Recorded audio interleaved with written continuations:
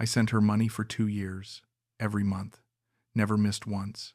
I thought I was building our future, but when I finally stepped off that plane in Davao, I realized I'd been building someone else's dream, and I was never part of it. I remember the exact moment I heard Kristine's voice for the first time. It was a Tuesday night, 6 months after Margaret died. 6 months of sitting alone in our house in Melbourne, staring at the TV without actually watching it. 6 months of cooking meals for one. 6 months of waking up and forgetting, just for a second, that she was gone. Then remembering all over again. My daughter had called earlier that week. "Dad, you need to get out more. Join a club or something." I'd nodded and said all the right things, but the truth was, I didn't know how to be around people anymore. I felt like I'd forgotten how to talk, how to smile without it feeling fake. So I did something I never thought I'd do. I downloaded one of those international chat apps, the kind advertised for cultural exchange and making friends around the world. I told myself it wasn't about meeting women.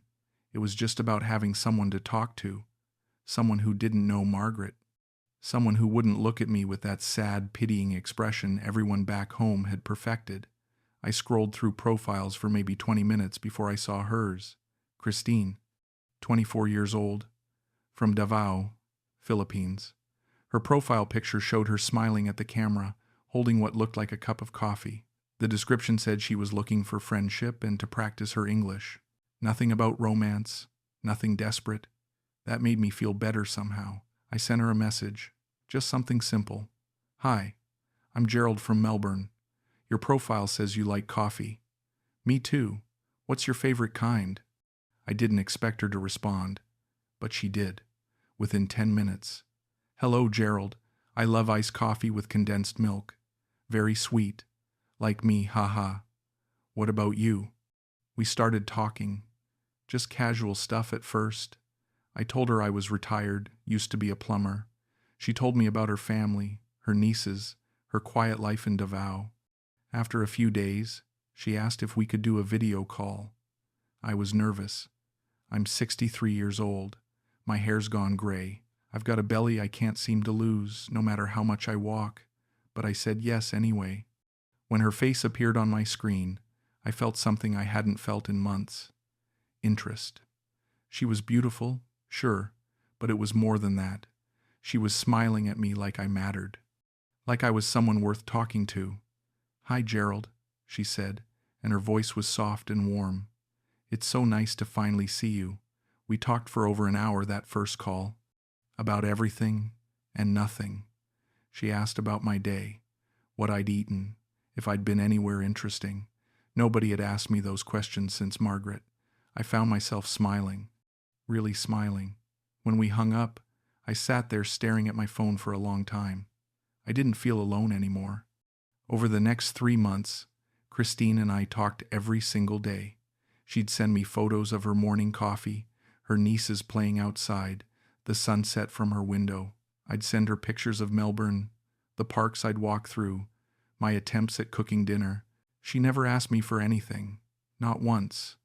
She just seemed genuinely interested in my life. My mate Ben noticed something had changed. We were at the pub one Friday night when he looked at me and said, "All right, what's going on? You've been smiling at your phone all night?" I felt embarrassed, but I told him, "I've been talking to someone, a woman I met online, from the Philippines." Ben's face went through about 3 different expressions before he settled on concern.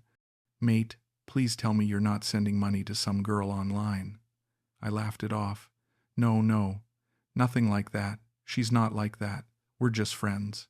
But even as I said it, I knew it was becoming more than that, at least for me. Then one day, Kristine mentioned her phone was acting up. "I think it's going to die soon," she said during our call, her voice a little sad. "I've had it for so long. I don't know what I'll do without it." She didn't ask me for anything, but I heard the worry in her voice. "How much would a new one cost?" I asked. She hesitated. "Maybe around 20,000 pesos? That's like, 600 Australian dollars? But don't worry about it. I'll figure something out." $600 wasn't nothing to me. but it wasn't going to break me either, and the thought of not being able to talk to her every day made my chest feel tight. "Let me help," I said. "Please, I want to," she protested. "No, Gerald, I couldn't. That's too much." But I insisted. I sent her 400 AUD through an international transfer app. It was easy, quick. I felt good about it, like I was helping someone I cared about. When she got the money, she called me crying. "Gerald, thank you so much. You don't understand what this means to me. I promise I'll pay you back." I felt something warm spread through my chest. "You don't have to pay me back. It's a gift. I'm happy to help." That night, she told me I was the kindest man she'd ever met, that she felt so lucky to have me in her life. I went to bed feeling like maybe, just maybe, life still had something good left for me. That's when I started to believe this could be something real. 6 months into talking with Kristine, everything changed. We'd had a late-night conversation where she'd asked me, "Gerald, do you ever think about the future? Like, where you'll be in a year?" I'd thought about it, more than I wanted to admit. "Sometimes," I said, "I think about maybe traveling, seeing new places, maybe not staying in Melbourne forever." She was quiet for a moment. Then she said, "Would you ever think about visiting the Philippines? Visiting me?" My heart started pounding. "I've thought about it," I admitted. "A lot, actually." She smiled at the camera. "I'd like that. I'd like to show you my world, if you wanted." We started talking about it more seriously after that. What it would be like if I visited, where we'd go, what we'd do. She told me about her dreams, how she wanted to help her family, maybe open a small sari-sari store so her sister Ate Lilia wouldn't have to work so hard. "How much would something like that cost?" I asked one night. She shrugged. "Maybe 5,000 AUD to really get started properly. But it's just a dream. I don't have that kind of money." I thought about my savings, about the life insurance money from Margaret that I hadn't touched because I didn't know what to do with it, about how empty my life had felt before Kristine. "What if I helped you?" I said. She looked shocked. "Gerald, no, that's way too much." I couldn't accept that. But I wanted to do it. I wanted to be part of her future. I wanted to matter to someone again. "Please," I said, "let me do this. We're building something together, aren't we?" She cried and said yes. I sent her 2,000 AUD the next day. A month later, she messaged me, "Gerald, I don't know how to ask this, but 8 Lilia needs help. She's sick, and the medical bills are expensive." I'm sorry to even mention it. I sent her 800 AUD without hesitating. Then it was school fees for her niece. 500. Then the roof needed repairs. 1,000. Each time, she'd apologize. Each time, she'd thank me profusely. And each time, I'd feel that warm glow of being needed, of being important to someone. I booked a flight to Davao for 6 months out. That way she'd have time to prepare, and I'd have time to get everything in order. When I told her, she was thrilled. "I can't wait to finally hold you, Gerald, to show you everything. Thank you for being so patient with me." Her messages started coming a little later each day after that. She said she was busy getting the store set up, helping her family. I understood. I was patient. I was in love. The 3 months before my flight were hard. Kristine canceled video calls more often.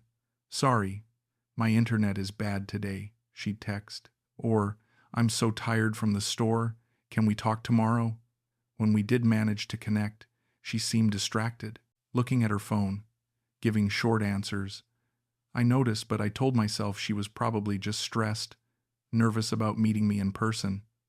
It's a big deal, right? Meeting someone you've only known through a screen. I kept sending money when she needed it. Another 500 here, 800 there. The numbers started to blur together. Ben confronted me one night at the pub. He had that look on his face, the one that said he was about to tell me something I didn't want to hear. "Mate, I need to ask you something, and I need you to be honest with me," Ben said, setting his beer down. "How much money have you sent this girl?" I felt defensive immediately.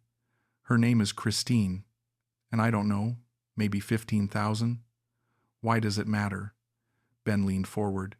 15 grand. And you've never met her in person. Gerald, come on. You're smarter than this. I stood up. You don't understand. She's different. She's not using me. She needed help and I helped her. That's what you do for people you care about. Ben shook his head slowly. I hope you're right, mate. I really do. Because if you're wrong, this is going to hurt like hell. I left the pub angry.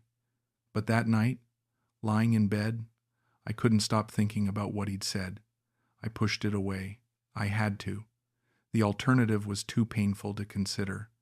The night before my flight, Kristine sent me a message. I can't wait to see you. My love, thank you for everything you've done for me, for us. Sleep well tonight. Tomorrow, our real life begins. I read it over and over. My love. She'd never called me that before. I packed my suitcase with a huge smile on my face. I'd bought new clothes, gotten a haircut. I wanted to look good for her. I wanted her to be proud to be seen with me. I fell asleep thinking about holding her hand, seeing her smile in person, proving Ben wrong. Everything was going to be perfect. It had to be. The flight to Davao took forever. I barely slept. I kept imagining the moment I'd see Kristine waiting for me at the airport, how she'd run up and hug me, how everything would finally feel real. When the plane landed, my hands were shaking. I made it through customs and pushed my trolley out into the arrivals area. It was chaos. People everywhere. Heat and noise and unfamiliar smells. I looked for her face in the crowd. 15 minutes passed, then 30, then an hour. I tried calling, but it went straight to voicemail. I sent messages. I'm here. Where are you? No response. I started to feel sick. What if something had happened? What if she'd gotten in an accident on the way? Finally, after nearly 2 hours, I saw her. She was walking toward me with a woman I assumed was 8 Lilia and 2 small kids. She wasn't running. She wasn't smiling the way I'd imagined. She walked up to me and gave me a quick hug. It lasted maybe 3 seconds. Sorry, she said, not meeting my eyes. Traffic was really bad. Her voice was different in person, flatter, less warm. It's okay, I said, trying to smile. I'm just glad you're here. I'm glad I'm finally here with you. 8 Lilia nodded at me, but didn't say anything. The kids stared. Kristine looked at her phone. Come on, the car is this way. I followed them through the parking lot, pulling my suitcase behind me, trying to shake the feeling that something was already wrong. The drive to Kristine's place took about 40 minutes. I tried to make conversation. The city looks amazing, so vibrant. Kristine nodded. Yeah, it's busy. 8 Lilia said something to her in Visayan and they both laughed. I smiled even though I didn't understand. I wanted to fit in. I wanted them to like me. When we pulled up to her home, my stomach dropped. The photos she'd sent me had shown a small, simple house, neat and tidy. This was different. It was part of a compound. Multiple families living in connected structures, kids running around, laundry hanging everywhere, motorcycles and chickens and noise. So much noise. This is where you live? I asked, trying to keep my voice neutral. Yeah, Kristine said, getting out of the car. I live with 8 Lilia and my nieces, and my uncle and his family, and some cousins. Is there a problem? I shook my head quickly. No problem. I just didn't realize. That first night, I sat on a plastic chair in the small yard area while the family moved around me. Kids stared. Adults nodded politely but didn't really talk to me. Kristine disappeared inside with 8 Lilia. I could hear them talking, their voices rising and falling in a language I couldn't understand. When Kristine finally came back out, she looked exhausted.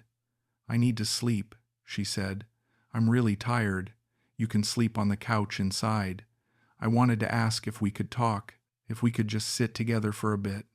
But she was already walking away. Good night, Gerald. I sat there alone for another hour, staring up at unfamiliar stars, wondering why nothing felt the way I'd imagined it would. I'd built this moment up in my head for 6 months, and now that I was here, I felt more alone than I had back in Melbourne. The next few days were confusing. I kept trying to spend time with Kristine, but she was always busy. "I need to check on the store," she'd say. Or I promised Aunt Lily I'd help with the kids. When I suggested we go out somewhere, just the two of us, she'd make excuses. Maybe tomorrow. Tomorrow never came. I started noticing other things too. The store I'd helped fund didn't look new. It looked like it had been there for years. When I asked about it, Kristine got defensive. "We used the money for stock and repairs. What do you want, receipts?" I backed off immediately. "No, of course not. I was just curious. I didn't want to fight. I didn't want her to think I was accusing her of anything." On the fourth day, I met Marco. Kristine introduced him casually. "This is my cousin Marco. He's helping me with some things at the store." Marco was young, maybe 25 or 26, confident, good-looking. He shook my hand with a smile that didn't quite reach his eyes. "Hey, man. Nice to meet you. Kristine talks about you a lot." They had an ease together that made me uncomfortable. Inside jokes, casual touches on the arm, shared looks. I told myself I was being paranoid. He was her cousin. Family. But when we all went to get lunch together, I watched them. The way they sat close, the way she smiled at him. Really smiled. Not the tight, polite smiles she'd been giving me. When Marco went to the bathroom, I asked, "You two seem close." Kristine shrugged. "We grew up together. He's like a brother." But something in her tone made me not believe her. That night, I couldn't sleep. I lay on the couch, staring at the ceiling, listening to the sounds of the compound. Dogs barking. Someone's TV. A baby crying. I heard Kristine's phone buzz from her room. Once. Twice. 3 times. Then I heard her laugh. Soft and low. The kind of laugh I remembered from our early calls. She was texting someone and it made her happy. In the morning I tried to act normal. "Did you sleep well?" I asked. She barely looked up from her phone. "Fine." I watched her fingers move across the screen, typing, smiling, typing again. "Who are you talking to?" The question came out before I could stop it. She looked up, annoyed. "Just my cousin." "Why are you being so paranoid, Gerald?" I felt ashamed. "I'm not. I'm sorry. I just miss talking to you. Like we used to." She sighed and went back to her phone. "I'm right here. I don't know what you want from me." I decided to take a walk. I needed to clear my head. I found a small shop about 2 blocks away and went in to buy water. The woman behind the counter smiled at me. "You're the foreigner staying with Kristine," she said. It wasn't a question. I nodded. "I'm Gerald. Nice to meet you." She introduced herself as Ria. We chatted for a few minutes about nothing important. But as I was leaving, she called out to me, "Hey, you seem like a nice man." I turned around. "Thank you." Ria looked at me with this expression, sympathetic, sad, like she was looking at a lost dog. "Just be careful, okay? Things aren't always what they seem." I wanted to ask what she meant, but she'd already turned away, suddenly very busy organizing cigarettes on the shelf behind her. I walked back to the compound, feeling sick to my stomach. What did she know that I didn't? That night, I saw Kristine through the window of her room. She was laughing, really laughing. Marco was sitting on her bed. They weren't doing anything inappropriate. But the way he looked at her, the way she looked at him, I knew. Somewhere deep down, I knew. But I didn't want to know. I went back to my couch and lay there, trying to convince myself I was wrong, trying to make excuses. They're cousins. They're close. It's cultural. I don't understand the context. But the doubt had rooted itself in my chest, and I couldn't dig it out no matter how hard I tried. I thought about Ben, about his warning, about the last 2 years of my life, about the money. Oh God, the money. How much had I sent? I didn't want to add it up. I was afraid of the number. The next morning, I decided to try one more time, to really talk to Kristine, to ask her directly if we were okay. If this was what she'd wanted when I came here. We were sitting outside after breakfast. She was on her phone, always her phone. "Kristine," I said softly, "can we talk?" She didn't look up. "About what?" I took a breath. "About us. About why you seem so distant. I came all this way to be with you, and I feel like you don't even want me here." She finally looked at me. Her face was hard. "You're being paranoid, Gerald. I've been busy. That's all." I felt desperation rising in my chest. "Is it Marco? Is something going on with you too?" Her eyes flashed. "He's my cousin. Why do you keep bringing him up? You're acting crazy." I backed down immediately. "I'm sorry. I'm sorry. I just want things to be like they were. When we'd talk for hours and laugh and plan our future." She stood up. "I have to go. The store needs me." And she left. Just like that. I spent the day alone again, walking around the neighborhood, trying to make sense of everything, trying to figure out where it had all gone wrong. Was it me? Had I expected too much? Was I too old, too needy, too boring? Or had she never really cared at all? I didn't want to believe that. I couldn't, because if that was true, then what had the last 2 years been? What had I been doing? That evening, an older man approached me in the yard. He introduced himself as Tito Doms, Kristine's uncle. "You're Gerald," he said, shaking my hand. "I wanted to talk to you." We sat down together. He pulled out a cigarette and offered me one. I don't smoke, but I took it anyway. "You're a good man," Tito Doms said, lighting both our cigarettes.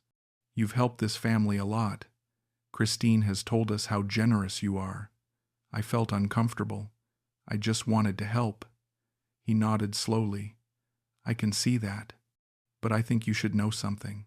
Kristine is young. She has her own life, her own plans." My hands started shaking. "What do you mean?"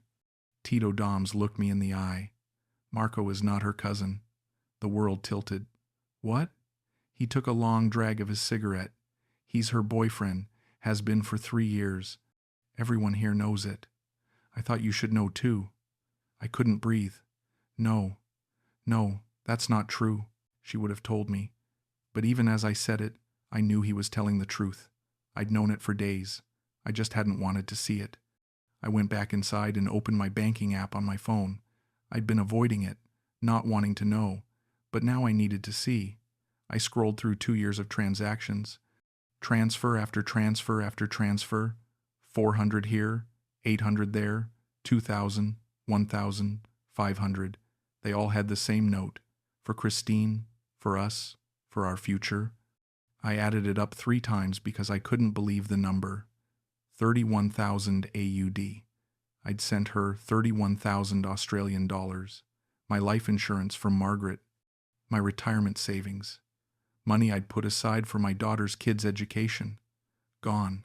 All of it gone. And for what? I looked up and saw Kristine through the window again. She was with Marco, leaning into him, his arm around her shoulders. She was smiling, that real smile, the one I'd never gotten in person. I didn't cry. I just sat there staring at my phone screen, at the number that represented 2 years of my life, and finally let myself understand the truth. I'd never been building our future. I'd been funding hers, and I was never part of it. I was just the ATM, the lonely old Australian who wanted to feel loved badly enough to be blind. I didn't sleep that night. I lay on that couch staring at the ceiling, listening to the sounds of the compound, and felt something shift inside me. The hurt was still there, the embarrassment, the shame. But underneath it all was something new. Clarity. I'd been a fool, but I didn't have to stay one. In the morning, I opened my laptop and booked a flight home. The next day.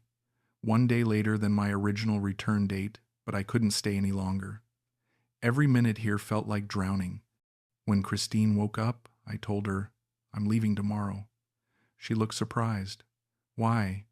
You're supposed to be here another week." I kept my voice steady. "I think it's time." She studied my face.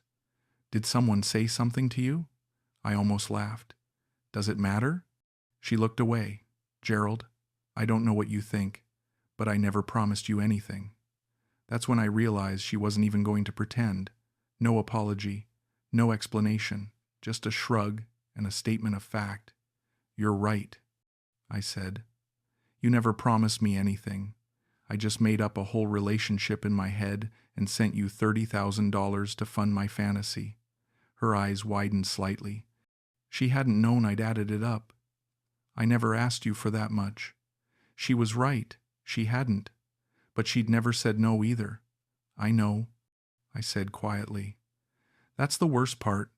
I gave it freely. I wanted to, because I thought you cared about me. Even a little." She didn't say anything. What could she say?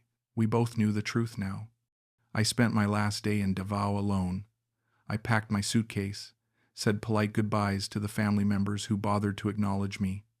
Marco stayed away, probably at Kristine's request. When morning came, Kristine didn't offer to drive me to the airport. I called a taxi. As I was loading my bag, she came outside. "Gerald, I hope you have a safe flight." I looked at her, really looked at her. She wasn't a monster. She wasn't evil. She was just a young woman who'd found an opportunity and taken it. I couldn't even hate her for it. I was too tired. "Goodbye, Kristine," I said. She nodded. "Goodbye." No hug, no tears, nothing. I got in the taxi and didn't look back. At the airport, I had 3 hours before my flight. I sat in a small cafe drinking terrible coffee and staring at nothing. That's when I met Paul. He was Australian too, probably in his late 50s. He sat down at the table next to mine and struck up a conversation. "Flying out?" I nodded. "Yeah, going home to Melbourne." We talked for a bit, just small talk. Then he asked, "What brought you to the Philippines?" I almost lied, almost said tourism or visiting friends. But I was tired of lying. I came to see a woman I'd been talking to online for 2 years, someone I thought I had a future with. Paul nodded slowly, recognition in his eyes. "How'd that work out?" I laughed bitterly. "Came for the same reason. Met a woman online, fell in love, moved here to be with her." I looked at him. "Did it work out?" He shrugged. "I stayed. She didn't. But I'd already burned my bridges back home, so I figured why not make a life here anyway. I learned the hard way that love here isn't always what we think it is. Sometimes what feels like romance is really just business. And there's nothing wrong with that, I guess, as long as both people know that's what it is." I thought about that. Had Kristine known I thought it was love? Had she cared? "Thanks for the talk," I said as my boarding was called. Paul smiled. "Safe travels, mate. Be kind to yourself. We all make mistakes when we're lonely." The flight home was long. I had too much time to think, too much time to replay every conversation, every transfer, every moment I'd ignored a red flag because I wanted so badly to believe. When the plane landed in Melbourne, I turned my phone back on. No messages from Kristine. I don't know why I expected any. Ben picked me up from the airport. One look at my face and he knew. "Don't say it," I said before he could speak. "You were right. I was wrong. Can we just leave it at that?" He grabbed my bag. "Come on, let's get you home." We drove in silence. When he pulled up to my house, he turned to me. "You doing okay?" I shook my head. "No, but I will be." He nodded. "Call me if you need anything." "I mean it." I thanked him and went inside. The house felt different, smaller, emptier, but also mine, just mine. No pretending, no performing, no trying to be someone worth loving, just me and my stupid decisions and the mess I'd made. Ben came over 2 nights later with beer. We sat in my living room and didn't talk much at first. Finally, he asked, "So what happened?" I told him everything. The money, Marco, Tito Doms, the painful clarity of it all. Ben listened without interrupting. When I finished, he just said, "I'm sorry, mate. That's rough." I appreciated that he didn't say "I told you so," even though he had every right to. "The worst part," I said, "is that I can't even be angry at her. She didn't lie to me. Not really. I lied to myself. I saw what I wanted to see. I heard what I wanted to hear. She just let me. Ben took a long drink of his beer. You were lonely. You were grieving. She took advantage of that. You're allowed to be angry. But I wasn't angry. I was just tired. Tired and empty and ashamed. Over the following weeks, I started putting my life back together. Not in any dramatic way, just small things. I called my daughter and apologized for being distant. I started going to a grief counselor that Ben recommended. Turns out I'd never really processed Margaret's death. I just tried to fill the hole she left with someone new. Someone who couldn't possibly fill it because no one could. I reconnected with a few old mates I'd been neglecting, started going to a weekly card game at the community center. I didn't tell anyone what had happened. It was too embarrassing.